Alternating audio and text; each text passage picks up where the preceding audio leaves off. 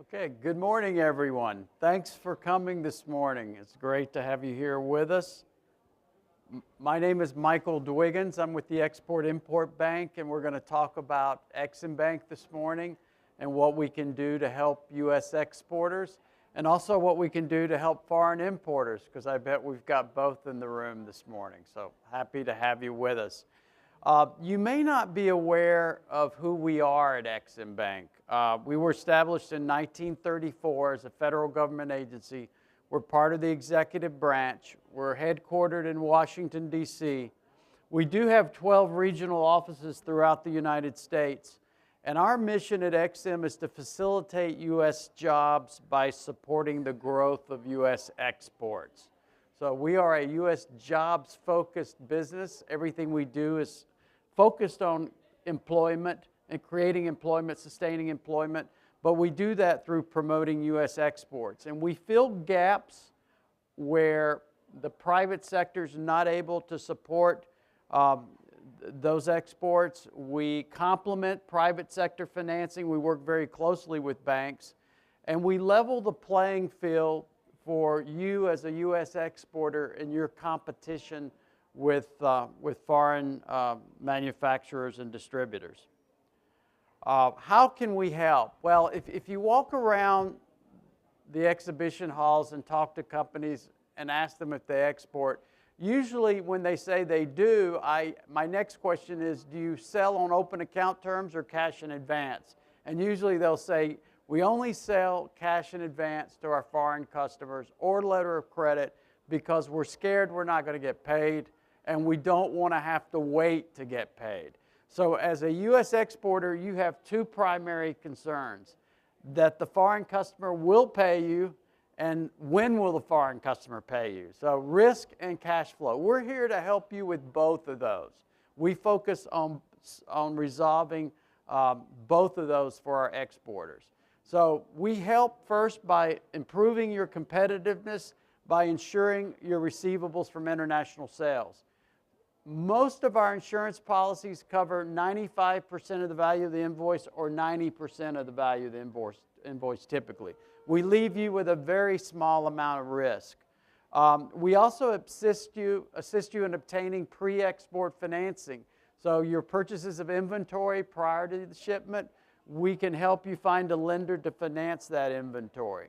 And we support capital equipment exports with term loans for international buyers as well. So if you're exporting equipment of any kind, we can look at helping the foreign buyer finance that equipment for 5 years typically. So we can help make you more competitive by putting you in a position where instead of asking for cash in advance, you can say, hey, I can finance you for 5 years, or I can find a bank to finance you for 5 years at U.S. interest rates. And that makes your offer much more competitive as well. The question I think that needs to be addressed first is, what is export credit insurance? We talk about export credit insurance usually every other sentence at EXIM Bank, so I'm sure you want to make sure you know what it is and how we use it at EXIM. It is an insurance policy that covers the receivables generated from export sales that protects you, the exporter, against non-payment by international buyers. So once you ship, you've created an export receivable, and with that invoice, a bill of lading, and purchase order from your customer, you basically have an export transaction documented, and that insurance policy from EXIM Bank covers that individual sale. The reason why we think it's important for you to consider export credit insurance is it helps you be more competitive, especially against European and Asian manufacturers, to be able to offer your foreign customers terms other than cash in advance or letter of credit, correct?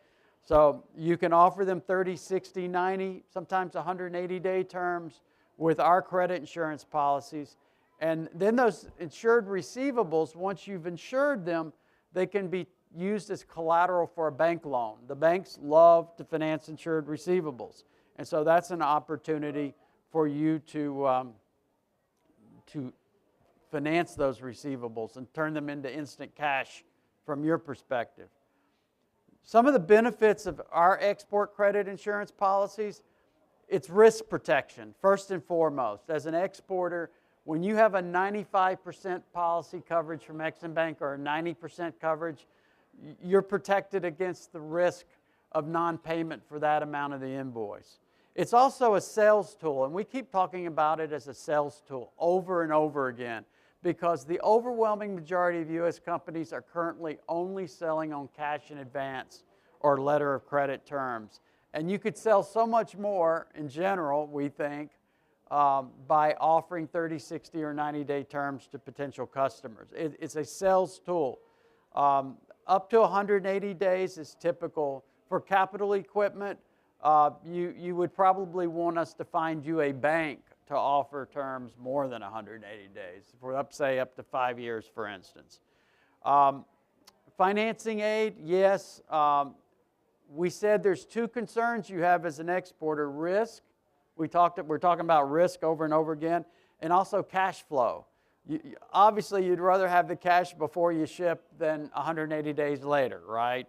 But by using credit insurance, you can finance those receivables, and you can pass the cost of the financing on to your customer. Usually, your customer is going to be happy to pay a little bit more when he thinks about what you're charging him for the time period versus what he's going to pay to a local bank in an emerging market country. So in your case, you're going to pay the bank an interest rate for financing those receivables that's going to be much less than the interest rate he'd pay in his country. And at the same time, the cost of the credit insurance is usually less than 1% if we're talking 90 days or less. If you're talking about offering somebody 90 days, you're going to probably add around 1% to the cost of the product by using our credit insurance. So all in all, you're not giving him the financing for free. You're charging him for it, but what you're charging him to make it up to you is less than he'd pay in his country for financing at the same time period. We have different types of export credit insurance. We have a multi-buyer policy where you get the 95% coverage with no deductible on the small business policies. You pay the premium as you go, as you use it, and in some cases you can be given some approval authority for the credit limits for your buyers. But in this case, we're insuring all your export accounts receivable under a given policy. We also have a multi-buyer policy with a select risk where you say, well, most of my customers in Western Europe, I don't need to insure their risk. They're big, strong corporates. I don't want to insure everybody. It's a waste of money to insure everybody. We'll consider you being able to pick and choose and insure only some of your customers rather than the whole base of foreign customers. Most of our exporters start out for the first time with a single buyer policy. So it's very common for us to go into the exhibit hall and talk to somebody who says, I'm not really interested in credit insurance for most of my customers, but one guy keeps me up at night. One guy, two guys keep me up at night. You want me to look at those two guys for you? So maybe you'll start with us. Your very first EXIM Bank insurance policy will be a single buyer policy on that one guy that keeps you up at night. And that we're happy to look at that. In that case, we provide 90% coverage, no deductible. You got to have a 10% skin in the game, but we're certainly dedicated in helping you get that single buyer insured. So what's covered in our insurance policy? So we cover the commercial risk, your customer's insolvency, your customer's bankruptcy. The most common one is just protracted default, which we define as he doesn't pay on time and you want to get paid. It's time. You'll give him 30 days to pay late, or maybe you'll work with him 60 if he's got a temporary problem. But you just don't want it to go on and on. So there's a point where he hasn't gone bankrupt, he hasn't gone insolvent, but he hasn't paid you either. So you want to get paid. That's what we call protracted default. Then there's political risk that are not your customer's fault at all. He has nothing to do with them, but they're country risk that take place in much of the world. We've got war, revolution, insurrection as country risk. We have currency transfer risk under this category. he just can't get a hold of US dollars. You know, the country may have a problem with their supply of US dollars, and they may restrict the availability of US dollars to the importers, and the importers may not be able to buy the foreign currency to pay you in US dollars. And then there is occasionally a cancellation of an import or export license. That's not a very frequent one. I think the currency transfer risk happens more often, but all of these are risks that we cover. The one thing you will see below, see this one right here, very important. The one thing we do not cover is disputes over the product between you and the customer. If the customer refuses to pay you because he says he ordered one size and you send him a different size and it's sitting in the port somewhere, or the transaction just doesn't come to fruition because of a dispute, we don't cover disputes until the dispute is resolved or until it's proved in a court of law who's really at fault. I mean, there are times when there are disputes and it ends up in a court and the court sides with the U.S. exporter, then of course we would pay that claim. But in general, disputes result in the transaction being frozen until it's resolved, or being stopped until it's resolved. We also have a working capital loan guarantee that I work with a lot in my role at EXIM Bank, and that's where we provide a guarantee to a bank to lend you money so that you can export to your customer base abroad. We finance the foreign accounts receivable that are created through those exports, and we finance your inventory. You do not have to have credit insurance on your receivables to qualify for this program. So something important to remember, the working capital guarantee loan program is a case where we give a guarantee to a local bank who gives you a loan. The 90% guarantee from EXIM Bank benefits the bank. It induces or seduces, in some cases, the bank to give you the loan. It doesn't protect you in any way. If you want protection, you need credit insurance on those foreign receivables. But if you want us to encourage a bank to finance your foreign receivables and your inventory, the working capital guarantee is a way to do it.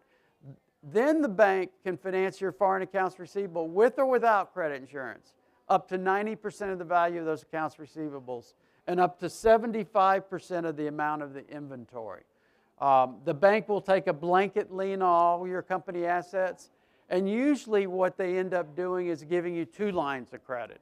They'll give you a line of credit for the EXIM Bank portion and a line of credit for just domestic sales and domestic inventory. So they'll finance 75, 80% of all that inventory, but part of it under our program and part of it without us. And same thing with accounts receivable. U.S. accounts receivable without us, and EXIM, foreign accounts receivable with the EXIM guarantee. So we give the 90% guarantee to the lender so that the lender will help you out, either on a revolving line of credit basis, or let's say you have one specific opportunity that's very big for you. An opportunity comes up that's very big that your working capital doesn't support. You can't do the deal, it's just too big for you. We can look at providing a credit facility just for that opportunity. There are no minimum or maximum amounts, and again, we're talking about financing accounts receivable and inventory that are related to the export activities. This shows you an example of what a line of credit looks like with our help and without our help. So if you look at inventory and it's a line of credit from a bank without the EXIM Bank support, the bank may advance 20% against raw materials and 50% against finished goods. But with the EXIM Bank guarantee, the bank will provide an advance rate of 75% against those raw materials and 75% against finished goods and 75% against work in progress. All 3 categories will get a 75% advance rate. And on accounts receivable, if you go into a bank with foreign accounts receivable and they're uninsured, the bank's probably not going to give you anything on those foreign accounts receivable that are uninsured. And if you give them accounts receivable backed by letters of credit, maybe they'd advance 70%. So if you walk into a bank and you're an exporter with this borrowing base, you might get $760,000 out of your local bank. But with us, and with the 90% advance rate on accounts receivable, regardless of whether they don't have to be LC backed, they don't have to have credit insurance, they just have to be eligible foreign receivables, you get 90% on those and you get 75% on all three categories of inventory. You're able to borrow $1,650,000 against the same assets that without us you could only borrow $760,000. So it makes a big difference. And the cost to you of that line of credit may be somewhere around 0.25% or 50 basis points, 0.5% typically. It depends on the size of facility you get with us, but let's say it's going to be between 0.25% and 0.5% more than the bank's going to charge you is what it's going to cost to get that extra availability. So it's a great program that benefits small business borrowers immensely. Now, the next type, this is where we talk about what you guys are going to be interested in Ecuador in particular, is medium-term financing. If you sell something that is capital equipment of some kind, and even cattle, you can import dairy cattle and finance it under this program. 3 years instead of 5. If it's capital equipment of some kind, usually it's 5 or 7 years is the maximum amount we can finance for the foreign buyer. But dairy cattle we can go out 3 years on with this program. But this program allows a lender, and we have lenders that use this program regularly, to finance 85% of the invoice value after the buyer from abroad makes a 15% down payment. So then we're financing the 85%. And the repayment terms, usually 5 years, exceptionally 7, 3 years on dairy cattle. The amounts are generally $25 million or less for this program. We have programs for amounts over $25 million. And we have long-term financing, longer than 7 years for specific projects. For you as the exporter, if you're exporting in this situation, you're going to get paid right after shipment. So what happens is these folks in Ecuador might want 5-year terms or 3-year terms for dairy cattle. You want to get paid at shipment. So what happens is we get the deal approved first, we find the lender, and we let you know you'll get paid when you present bill of lading, purchase order, and invoice. So you've basically shipped the product. You're going to get paid usually within 48 to 72 hours by the bank. And then you're going to get 5 years or 3 years to pay back, spread out over every 6 months you'll make a payment. Every 6 months you make a principal and interest payment. So it's great for the U.S. exporter because you can win foreign customers with the help of providing them this medium-term financing. We have a program to help you compete with China. A lot of you face strict competition, stiff competition from China. So if the Chinese are providing terms that are more attractive than ours, we can certainly consider trying to match those terms. Each individual situation has to be analyzed to see what is being offered, but we are very sensitive to the need to help you compete with very attractive Chinese terms. So we do have a specific program for that. We have 10 transformational export areas that we've identified where we're even more focused on competing with the Chinese. But in general, anytime you face Chinese competition, it's important to let us know what you're hearing are the terms and conditions that your competitors are providing so that we can try to help you match them as closely as possible. We also have a new project called Make More in America, the Make More America initiative. Most of what we do is to support exports in our financing. So we can finance your foreign accounts receivable, your inventory, it's going to be exported. We can finance the foreign buyer, their purchase of U.S. equipment. But we also have a loan program now for borrowers in the United States to build plant and facilities that will result in some export after completion. So no U.S. content is required on what is being purchased. But we do instead want to see that when they finish this facility, this business facility, this plant, or this farm, or this operation, that 25% of the sales are exports. So we are looking for exports. We have a long-term payment structures available. We're looking for the creation of the creation or maintenance of jobs in doing this. So if someone builds a factory, we want to see that they're going to create jobs or maintain jobs, and we give them or make them eligible for $1 million of support for each 5.3 jobs created or maintained.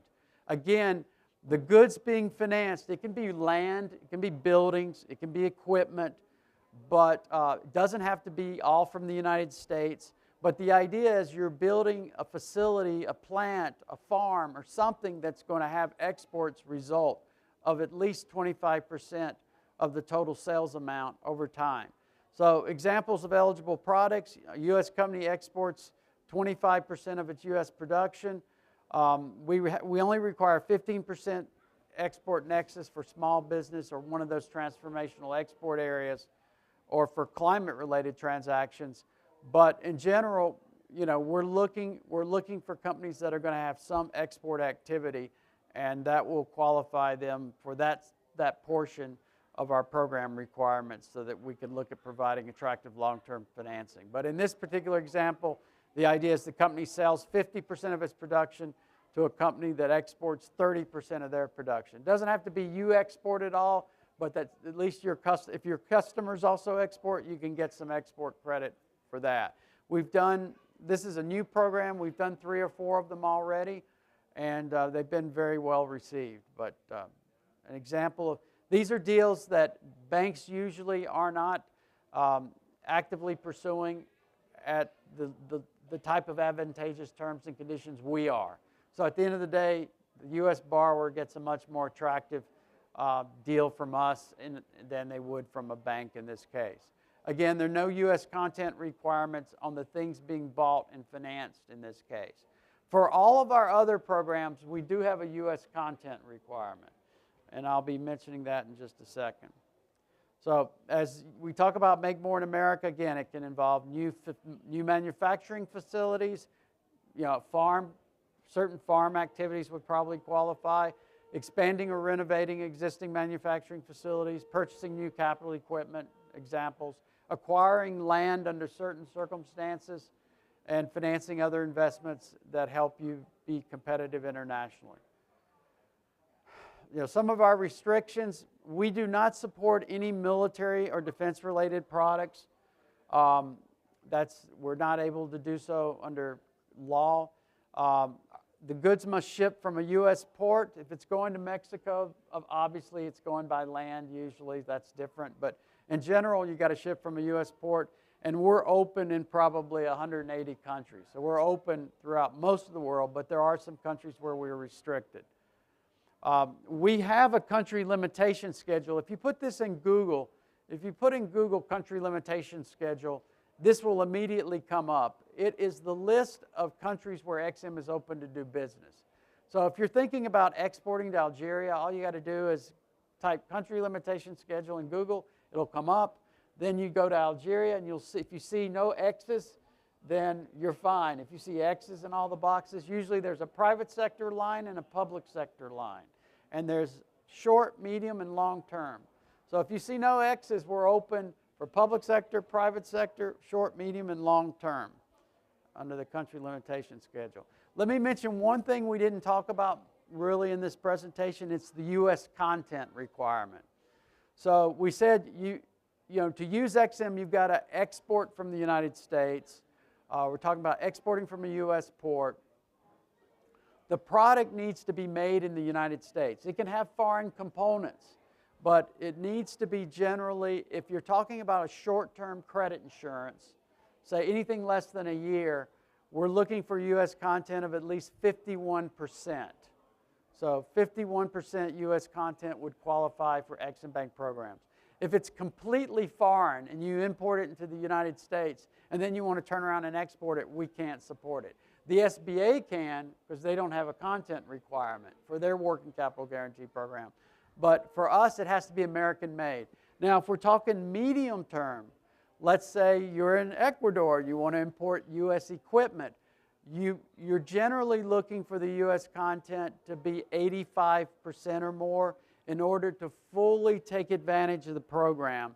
Because if the U.S. content is less, then that's the amount of it, the invoice value we can support. So if you have a machine that's 70% U.S. content, you as the buyer would need to make a 30% down payment, and then we would support the remaining 70% in a loan from a bank to you with our guarantee. So the idea is, if you're wanting to offer short-term credit insurance, or if you're wanting to get short-term credit insurance, and you're talking a year or less on the receivables, you only need to hit 51% U.S. content to take the maximum advantage of our programs, which is that 90% coverage or 95%. If you want to import equipment from the U.S. and you want the maximum loan amount, you want that 85% financed after a 15% down payment, then you need 85% U.S. content. Because anything under 85% U.S. content, we're going to match the amount of U.S. content. We're going to give, a bank is going to give you a loan for 70% of the invoice value if it's 70% U.S. content. And then you'll have to make a 30% down payment. So that's the situation. Do y'all have questions? I'd love to answer some questions. Questions?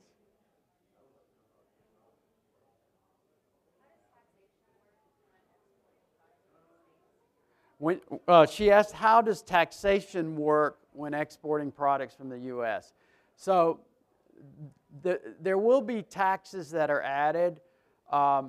Most of the taxes that are added by the country of importation, import duties.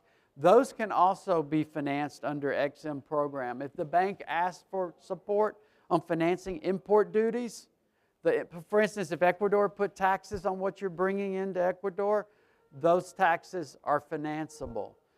If there's taxes on the U.S. side, they can be included in the invoice value. So the taxes can end up being financed, but we got to know about them, or in the application process. Yeah, but you can ask the bank putting the deal together, say, you know, look, we have these taxes on the U.S. side, if there are any. There may not be any. It may just be cost, insurance, and freight. You may just want cost, insurance, and freight. Usually the values are cost, the cost of the product, the insurance that's included, and the freight. That can all be financed. Then on your side, you have import duties. Then you would want those explained to the lender so they can include those in the application. Yeah. And yes? How's the program work if you keep a partial ownership of the product that's going? So if you were going to export,